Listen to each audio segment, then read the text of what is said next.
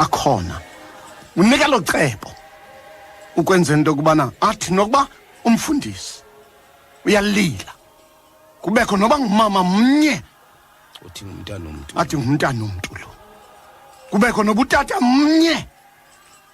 athi zowulala kwam mntana sinawo lo mava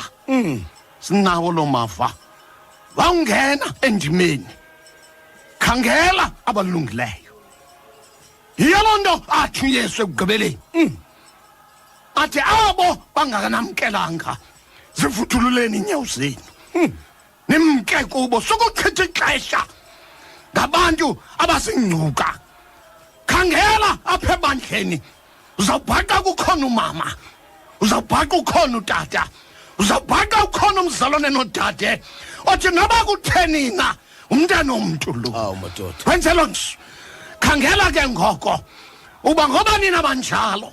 abazakwazi ukuba bakwazi ukwamkela ngoba bakhona befundisi nditshona ngoku ndithetha nawe bathe bengekafiki kwathi akazungena kule sekethe bakhona befundisi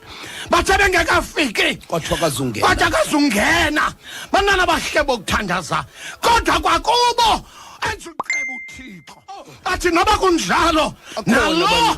nalo nebelele sibelekweni sikanina umele ke ngoko azane kwithuba kuko abaphukelwa impilo bengekaqali nomsebenzi ngenxa yokuvala kwengango zengcuka ezinxiba isuthu ezintle esithatha kamandi kanti ziyayazi uba ziyakonzakalisa kodwa ndiyazi uba yazi le nto mzalwana wam yazi le nto dade wethu bakhona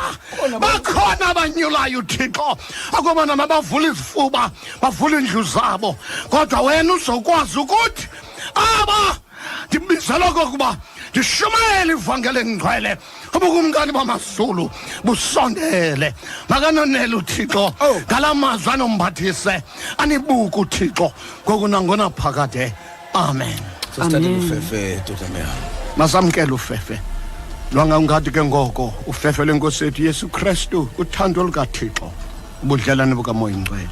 mabuphumle phezu kwethu sonke ngoku nakude kube ngunaphakade amen Mfundisi Nkosi kakhulu ke dadewethu Nkosi mfura ndiyabulela